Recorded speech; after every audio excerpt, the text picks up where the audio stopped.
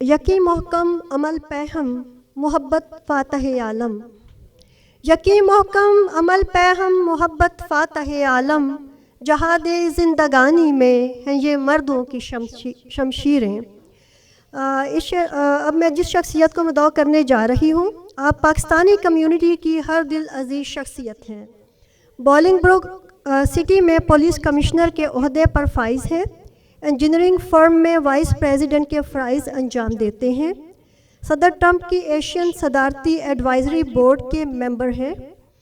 Bowling Brook city کے کئی فلاحی اور انتظامی اقدامات میں آپ کی مشاورت شامل رہتی ہے۔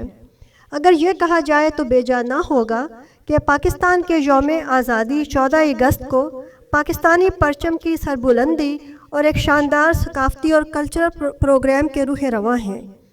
تو میں دعوت کلام دوں گی جناب طلعت رشید صاحب کو کہ آپ آئیے اور چند لمحات کی گفتگو کی آپ سے درخواست کرتے ہیں۔ جناب طلعت رشید صاحب۔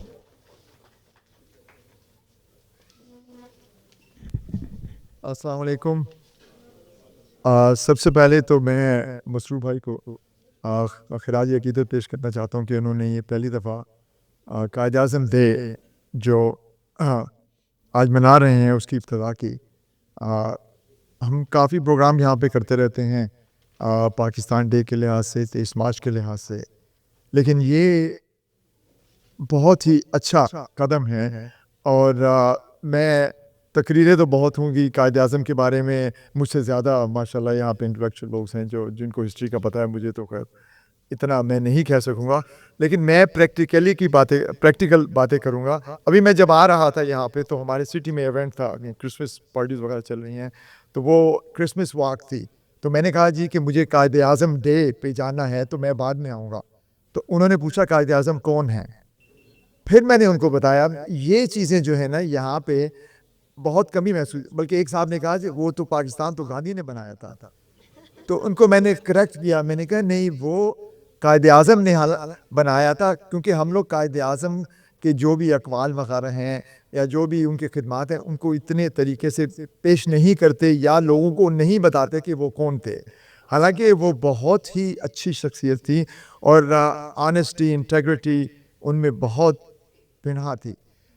اسی طرح یہاں پہ اگر ہم نے یہ کرنا ہے، ٹھیک ہے اسپیچز ہوتی رہیں گی، یہاں پہ دیوان پہ دیکھیں قائد اعظم محمد علی جناح روڈ بنا۔ اب یہ ایسی چیزیں ہیں کہ ہماری جو نیکسٹ جنریشن ہے ان کو تو یہ پتہ نہیں کہ قائد اعظم ٹھیک ہے بورن ہوئے تھے، پاکستان انہوں نے بنایا تھا، لیکن اس کے بعد کیا ہوگا؟ ہماری جو ینگ جنریشن وہ کیا کرے گی؟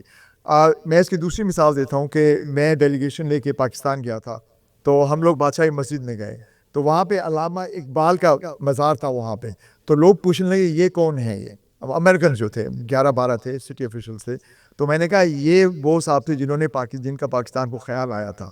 تو اسی بات پہ ہم آگے چلتے رہے، باتیں کرتے رہے کہ پاکستان کس نے بنایا، تو پھر قائد اعظم کا موضوع آیا۔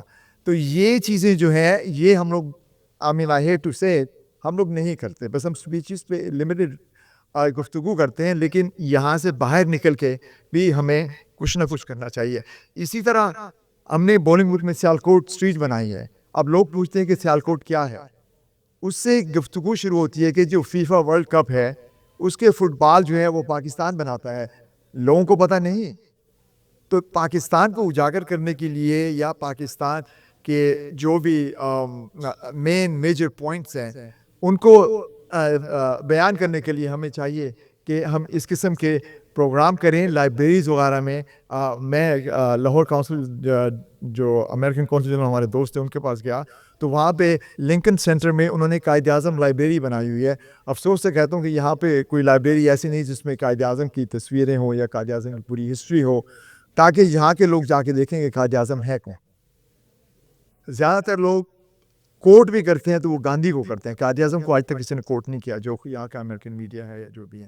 تو بس یہ مختصراً میں یہ کہوں گا، میں نے کہا اسپیچز تو سب کریں گے، سب کو پتہ ہے، مجھ سے زیادہ نالج ہے، تو بس ایک قائد اعظم کے جو بھی انہوں نے یونٹی ڈسپلن کا جو میسج دیا ہے اس کو ہم فالو کریں، اور اللہ تعالیٰ پاکستان کو ترقی دے۔ شکریہ۔